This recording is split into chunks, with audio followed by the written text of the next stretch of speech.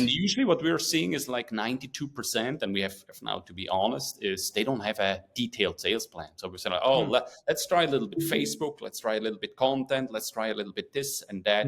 But they are not really focusing on like a sales machine. And I'm so passionate about setting up a sales machine. And the sales machine basically means a sales system where you always do the same things over and over again. Welcome back to Exploring Growth. Today I have the privilege of sitting down with Dominik Tarolli, entrepreneur, founder of winintheusa.com and overall sales wizard, which you're going to see in a minute. Dominik is passionate about helping entrepreneurs break through limitations that unlock their full sales potential. Welcome to the show, Dominik. Thank you so much for having me, and it's good to connect with you again. So thank you. Yeah, likewise. And as we were just talking, I know you have a resource that you want to share at the end. So, stick around because you want to see why we have the resource, but it's a great resource for everyone watching. When we were talking before, I'll kind of tell you, like, I have a little bit of a background in sales and then probably equally sales and marketing now at this point in my career. But something that's always sort of stuck with me about sales over the years is that it's like this idea of sales cures all, right? And I'm not sure if that's entirely true because there are legal problems that probably sales can't fix. But for the most part, I subscribe to this because there's not a lot of problems that new revenue won't fix. Yeah. I mean, the thing is pretty clear. I mean, 2/3 of all bankruptcies are based on low to no customers. So it's really like that's the number one business killers is low to no sales. And if you think about it, everything is sale, right? It's not just going out there and knocking on doors and say like, would you like to buy my pen? Or it's literally everything, whether you are at the in a bank, whether you're talking with your children, whether you're getting like a nice dinner in a restaurant. So everything is sale. And you're absolutely right. I mean, once you have sales, that solves like 80% of all your problems. And then you're right, there's some other things that you have to fix at all. Yeah. But it's like really sales is really it's also hard. We have to admit it here. It's not easy, but I think I have some ideas how I can optimize people's sales. Yeah, I think you do too. I think a lot of companies succeed if they have a founder or CEO that is sales centric. It's just natural for them to be always selling the company. And I think in that second stage, if someone, CEO that's more marketing centric, it's going to be of more value too. But for those that are kind of sales averse or don't really understand how to go about getting new sales, it can definitely be really hard. And I want to jump into all of this. So before we do that, tell everybody a little bit about you, your background. I know we talked about, you're an entrepreneur, you've founded companies. Tell us a little bit about you so we have context to your ideas. Yeah, absolutely. So my funny accent comes from Switzerland. So I was raised and born in Switzerland. I had a degree in economics, then built the biggest startup initiative in Switzerland. It was a huge deal. We won it basically David against Goliath. It was a $60 million deal, and we were the underdog, had no chance. We won it. And it was back in the day, Lee, when entrepreneurship was not cool. That was back in the day when Accenture and McKinsey and Arthur Andersen and all these people were like on top of everybody's mind. And I went in literally every university and University of Applied Science in Switzerland and went in there and said like, hey, there is a second way to success outside of consulting so you can build your own company. And that went on, and we have now this amazing boom in Switzerland of startups, even unicorn. But then at one point, people were asking me, "You're always talking about startups and building your own company. Have you actually ever done it before?" And I was like, "Oh my goodness, that's such a good question." I know I haven't. I was just passionate about it, and I was doing it all the way along. But then it's like I built a company together with amazing founders from Switzerland, number one technology university called ETH. It's always in the top 10 universities among MIT or Stanford. And we built a company called Procedural. that had a software that created 3D virtual cities faster than any other software in the world. Hmm. And we got picked up immediately from Hollywood. So the software was Oh, used in wow. Pixar, Cars 2, in Madagascar 3, Incredibles, it's Yeah, Independence Day, Game of Thrones. So whenever you basically see a virtual city in a Hollywood movie, there is a high chance that it's created with that's our cool. software. And then we raised money, we made it profitable within 3 years based on a sales workflow that we can talk about it afterwards, and that I recommend Hmm. also to my companies now. But we're profitable, and once you're cash flow positive, everything changes, because then you either can do it yourself, you Hmm. can get new investment, or you get acquired. And at the end of the day, we found this amazing company called Esri, which is one of the largest private software companies in the world, doing maps, and is there over 55 years, still private, same owner. And then we got acquired. And with that, I basically went over to beautiful California. You can see it in the background. We have this Yeah. amazing weather and beautiful palms and everything.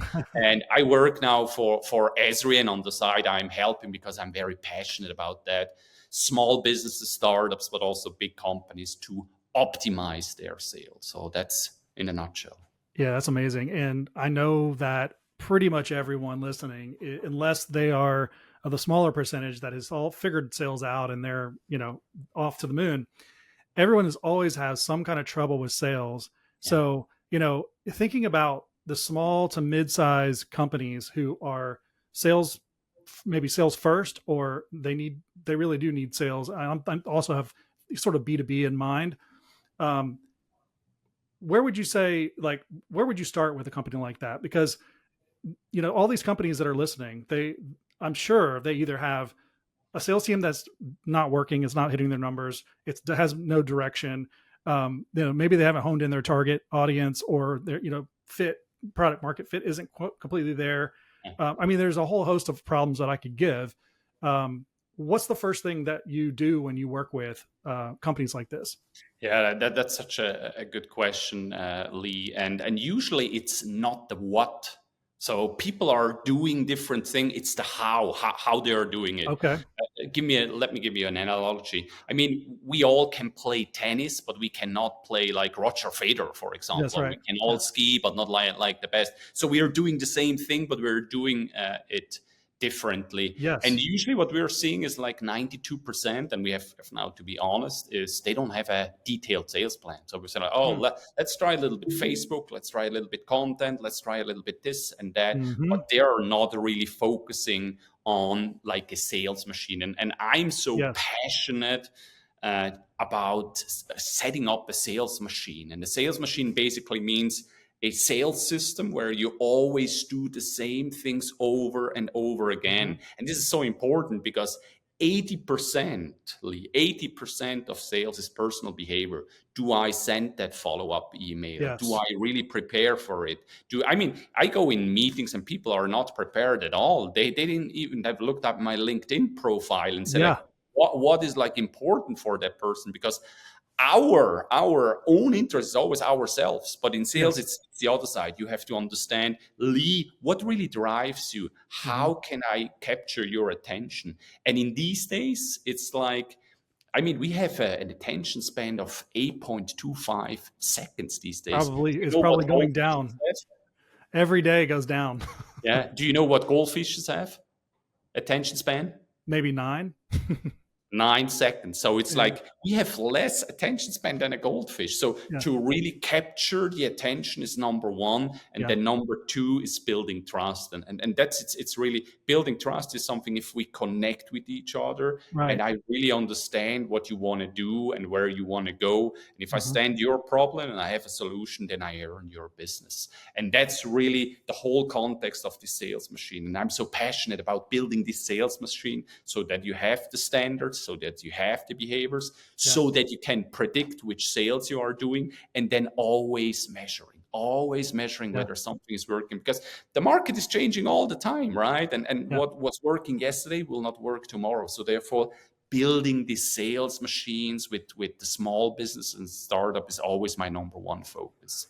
And then one last thing is like the fast and least expensive way to double your sales is focusing on your best customers or Mm-hmm. prospect, which means the more time you spend with your dream customer or dream prospects, the faster and the more sales you will make. It's easy, but it's an art. So most It of the really people is. do the same thing, but they're doing it not in perfection.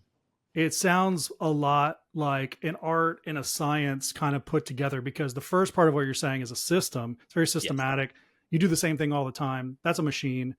But then there's this behavior part of it that it's like you have to put a little bit of who you are to the back and say, I need to follow the process, right? To get you there. But then you need to bring that back in those instances where it matters. And it's Yes. trusting the process and then trusting yourself in those instances. I think it's a marriage of art and science. And I think it's, Absolutely, yeah, absolutely. There's this amazing meme or video out there of a money blowing machine. You know yeah, where yeah, you're in the booth and then is money coming all over. yeah, And there is one person, so they compare it. One person is just trying to do everything, and then at the end he's ending up with two or three bills in there, and yeah, then just somebody stands just there and it's blowing, and he has a plan. He know what to do, and at the end all the dollars are basically in front of him, and he went out with the 100. yeah, So it's really doing a few things 1,000 times instead of doing 1,000 times 1,000 things a few times. So yeah. that's literally the difference, and So that's what I'm working with businesses all over the world to really focus people focus, yeah. on the best buyers so they can spend more time measure it and doing it over and over again. Yeah, I have to say I'm the worst at that. I over the years, I think distraction, I get distracted by so many opportunities, right? Because someone will come in front of you and they'll have an opportunity for you, and there's money on the table and you want to take it. And I think that's where a lot of startups and small businesses go awry and how they never grow, because they get spread too wide or too thin, and they're Yes. hiring around and creating systems around stuff where they are not focused. And I think the problem that I have as an entrepreneur is that I'm an entrepreneur. I have the idea, I have the vision, and I can see where this would go. But that becomes a problem for me whenever I need to not have the next idea, and I just stop and focus on the one thing that I'm doing and have it actually scale and go in a unidirectional. Yeah, and you're mentioning such a great thing. It's about usually people are either strategic or tactical. Okay. And on the one side, seeing where we want to go and then doing it over and over again, Hmm. that's basically what most people struggle with. And then keeping the focus. And I mean, Lee, just between you and me, the numbers of time that I have just to give confidence to people and say like, no, it will work. Just keep on another month, and another Hmm. month, and then you will see results, because we all expect results like immediately, and they don't understand that we are building up trusts, and that takes time. So when I usually start with companies, I say like, hey, don't expect anything within the first 4 or 5 months. If there it's going in, it's okay, but don't expect anything. And we set up a plan for the first 6 months so that they're Yeah. not getting nervous at all. If there's like in months two, there's nothing, no sales are coming, and say, hey, that's part of the process. You're good. All will be good. It will come in months Yeah. 4, 5, and 6. But you know what that sounds like to me as an entrepreneur is that sounds boring. And I honestly think that's a major piece that trips up people like me, because I want it to be interesting, right? To the nature of what I'm doing here. Like I'm exploring growth, right?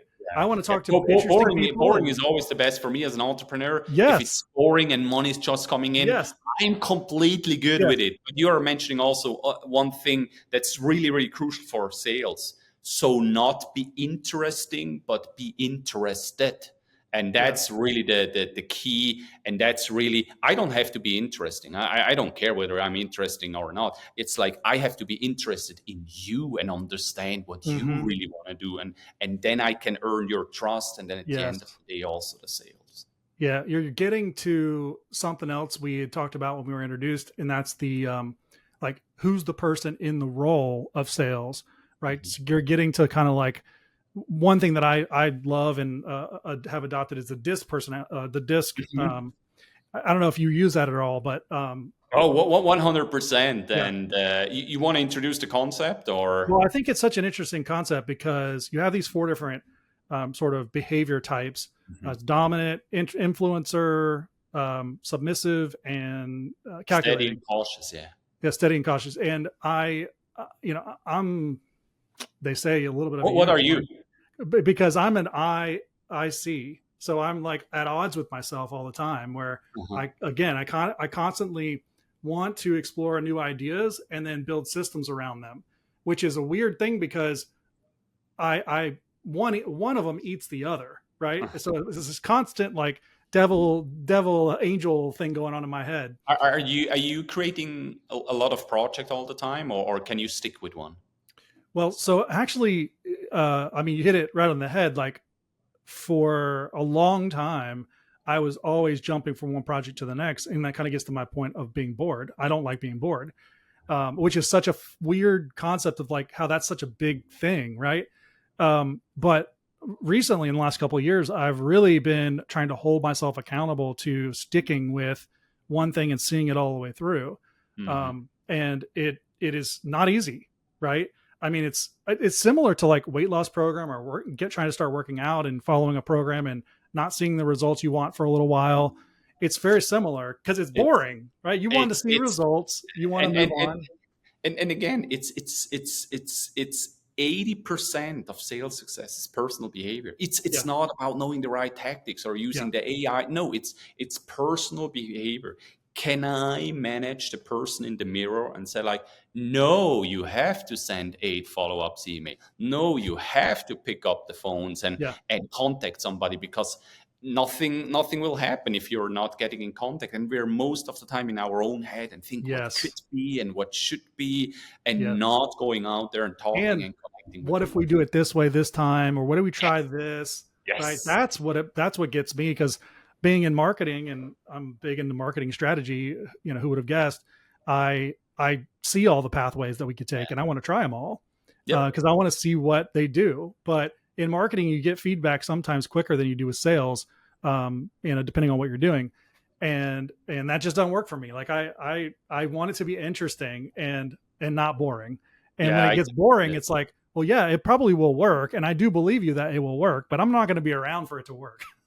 Yeah, and to close the circle with the disc system, so it's a personality Yeah. test, and in sales we see the best salespeople, so really the superstars that outperform Hmm. any other salespeople are the one with the high dominance, but Hmm. then also with influence. So what does that Yes. actually mean? So it means I want to prove myself with confidence that I can close anybody, and I don't want to give up, so I follow up all the time. I'm Yep. really have this personal kind of ambition. I'm It's natural. passionate, I want to do that. But then also I can connect with people. If you just have dominance, then Yeah. it's usually they don't connect with people, and No. you need also to schmooze a little bit with people to understand them and Hmm. really be interested in them and not just interesting. So that's Yes. basically to close that circle with the disc.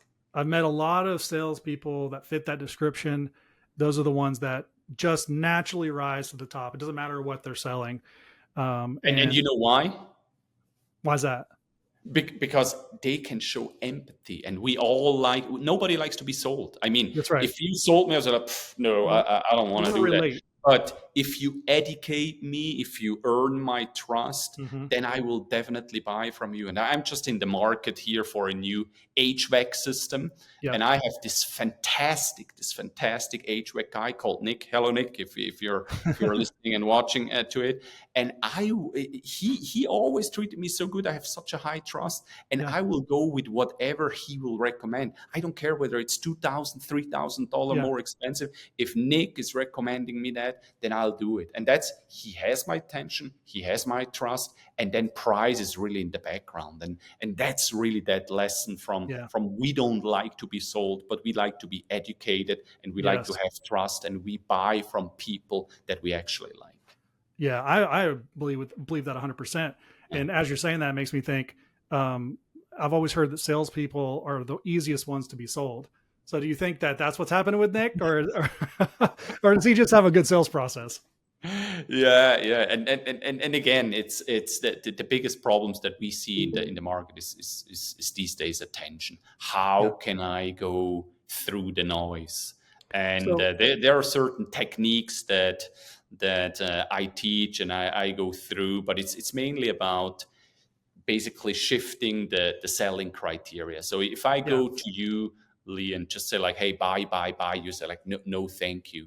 And there is this dirty little secret out there. Have you ever heard of the buyer's pyramid, Lee? no.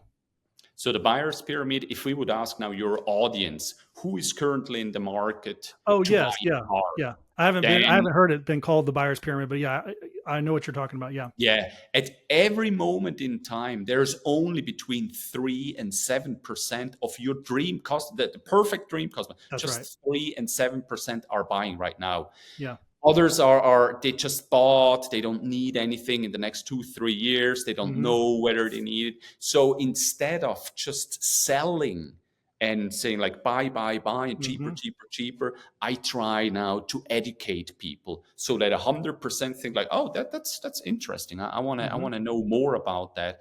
And that's also a company that I work with. It's in the IT services industry, and IT services is basically a commodity these days. Yeah. And if you just go out there and say like, oh, I'm cheaper and I can do this and that, that's not going to work. But if you Right. basically would go out there and go to CIOs, so you go up the value ladder and say like, hey, I have the 5 most dangerous trends for CIO these days. Did you know that there are more regulation than ever? There are like for every cyber crime, you can get up to $100 million in damage in there. Did you Hmm. know that AI is eating up the whole market? So if you start to educate them, it's like interesting, and then they start listening to you, and then you can establish a relationships. That's how you build up trust. And whenever that person or that CIO is in the market, if they're like, didn't we have that amazing conversation, Lee? I will call Lee and see if he has a solution for That's me. right. So that's basically shifting the buying criteria. Instead of making just more noise, more noise, more noise, you Hmm. start to educate, build the trust, and then you can close the sales. Yep, 100%. And that's a lot of what we help our clients do too. Is long form content, short form content through the buyer's journey. Supporting all of those points of engagement, trying to drive up engagement, drive up through conversion through that journey, so that when it's ready for a sales conversation, it can be influenced, so that timing can be influenced. As a quicker so they're sort of in market, but now they're really in market, or if they're in market, that They sale will can happen remember so you, much Lee. quicker. They will remember you and say like, Yeah, "Oh, I know Lee. He's in that market. yeah, Let's see what he has to say." And yeah. That's right. that's such a great tool and such a great strategy It to is. make it happen. Yeah. If so, I know you have a sort of a methodology or a framework that you use with your clients. Walk us through some of that thinking, because I know that sales teams probably know they should have a process, and but de facto they do have a process, whether they think they do or not.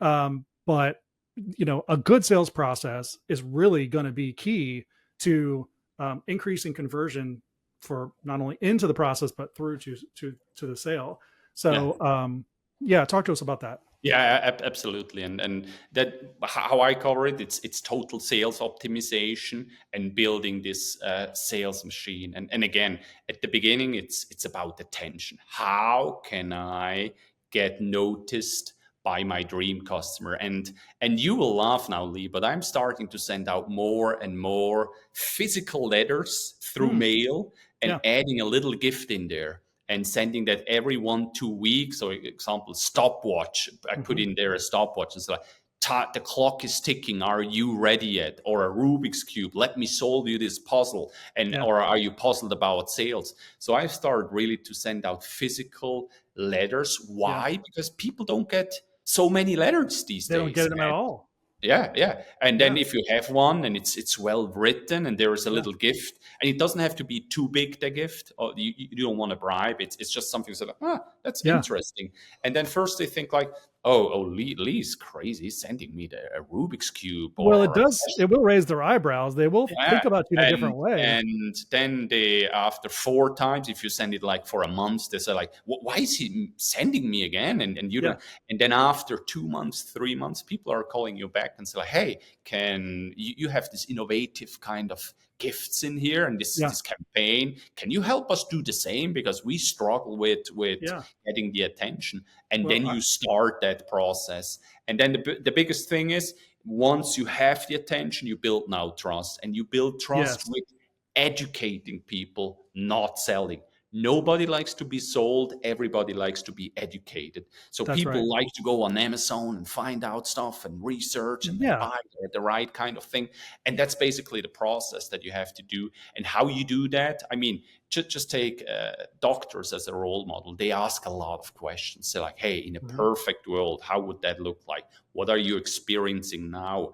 And Mhm. then focus more on emotion than really on the rational. Because once you got their emotion, they will buy everything. Like with Nick, my HVAC guy, Yeah. he has my heart, so I will go with him He could for a. sell you your next car as far as you're There concerned. I you mean, go. If you tell me I have to buy that car, I would yeah, take that he would into probably do it. consideration. Yeah. Well, And then it's closing. not to miss one point on what you're saying about, because I know you sent me something in the mail too with a handwritten note.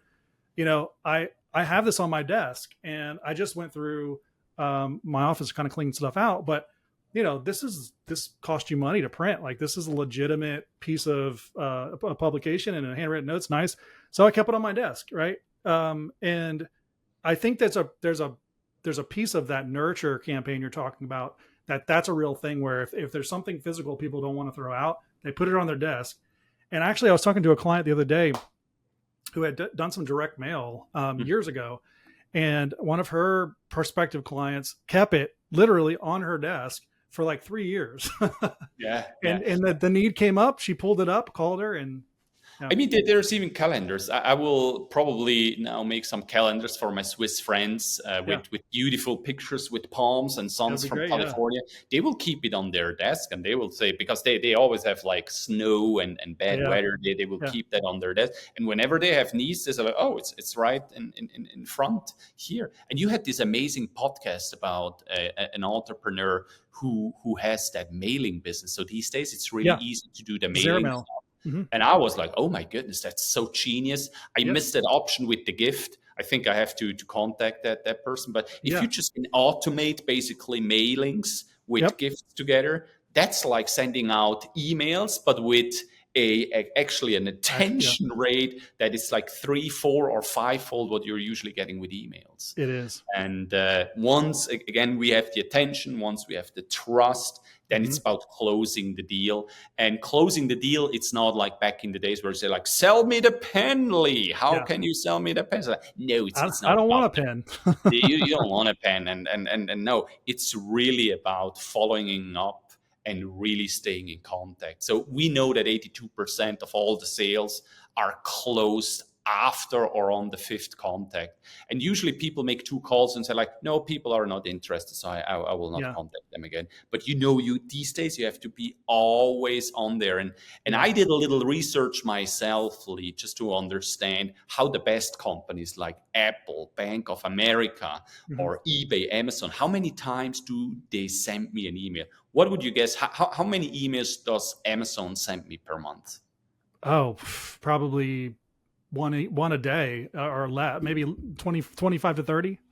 40 Oh, emails. wow. So it's like they're all, and they know, what do they know? They know the fortune is in the follow-ups. Yes. eBay sent me 32, Boss the brand 22. So they know if they're not constantly in your inbox, you are busy, Lee. You have stuff to do. And if they're not constantly there, you're going with somebody else. And that's one of the biggest. Then closing the deal is really about the follow-up. Follow up. The fortune is in the follow-up, and that's so easy. And most people are just giving up and say like, oh, I don't want to annoy anybody. And Maybe they don't like, want to buy after all. yeah, and I'm not sure, but being just constantly there and really helping them to understand what you're doing and adding value to their business, that's the key. And that's everything together is basically building that sales machine. And then I'm meticulous in measuring everything. Hmm. And that's then at the end of the day, that's how sales are made. Yeah, and that last piece you were talking about, follow up, is really the magic in all of it, and that's such a natural thing for the high D or the DI in the disc assessment to do. They don't have a problem picking up the phone or picking up email and following up until the person tells them to get lost. I've seen you said 5 to 7 or something like that. I've seen 8 to 12 times is the actual, so it's really a lot, right? Like you need to be following up until you get a no. Yeah, definitely, and that's where I really encourage people and give them the confidence to say, no, we are following up at least 12 to 18 times, Yeah, because if you want to be the 1%, you have to do what the other 99% are not doing, and that's that's right. exactly how you're doing. You're being like very, very friendly, very, very nice. You're always adding value, but you're constantly showing how you can help Yes, them, and that's yes. how you can really earn their business. Yeah, that's true. So now that we're kind of towards the end, I know at the beginning we said you have a resource. Tell us about Yes, your resource. yes. So this is the Startup Secrets Black Book, and it's basically for everybody that wants to test a business idea or a business to see how you actually can make money with it. And it's really, you can read it in 2 hours. It has 7 tools. You're basically going through 7 tools to find whether you can make money with your idea or not. And I make it a little bit entertaining. So there's a story about how I met Gene Simmons from Kiss, or how I was on a James Bond movie, Quantum of Solace, as an extra. That's cool. So Yeah. I add a lot of personal stories in there so that you really can go through it in 2 hours and fill out who is your dream customer, what's the SWOT analysis, what's the go-to-market plan, what's your vision, where you want to go. Then Yeah. there's also an entrepreneurial test. So it's like you can go through it, and it should be entertaining. And I wrote it during the COVID lockdown and said like, hey, can I actually write a book and also print it myself and then also sell it myself? And it was Yeah.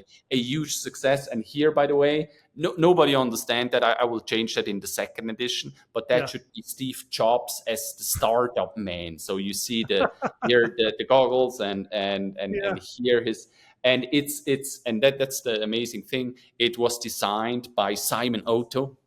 Hello, Simon. He was actually the lead animator for How to Train Your Dragon 1, 2, 3. Oh, So cool. he's a big animator in Hollywood. He's now Yeah. directing the next Netflix Christmas movie. He's currently in London, and he's a close friend, and therefore he did me that, designed me that cover. And if you That's want to awesome. have that for the first 10 people that actually contact me on LinkedIn and say like, hey, please send me that book, send me just the address and I will send 10 of these copies directly to them. That's great. And for the first one, I have a special surprise. I have also a brand called It Can Be Sold, Cool.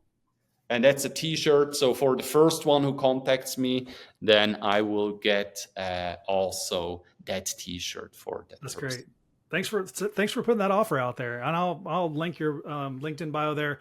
Of course, a lot of these things go out initially after they're published, Spotify and Apple, but we put them on LinkedIn. So Yeah. Yeah. keep I'm that really nice. passionate about entrepreneurship. So I was very fortunate and lucky to have done some businesses that I could sold. I'm also investing. I'm a limited partner in the venture capital fund. So I was very fortunate in my life. And for me, it's now time to give something back. And I Yeah. try to do it with knowledge. So teach people how to fish instead of giving them Yeah. Yeah. fishes. And that's now my time to give really something back. And that's Well, my we way. need If we you have need a you in better the one, world. please let me know. Then I will let you know.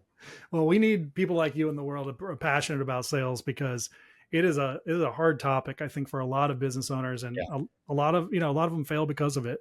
So that's great. And Good the on you. thing is, like, once they build a process and they know what to do, it will change the whole kind of mental frame of sales. And I Yeah. remember when I was at my first conference or trade show, and somebody just put me on the floor and said, like, now sell. And I said, Okay, what I'm doing. But the more and more I design process around it and Hmm. know like which questions are working, what is working, I get confidence. And the Yeah. more confidence I build up, the more fun it is. I mean, if you can close like 40 to 50% of all your sales in it, that's Yeah.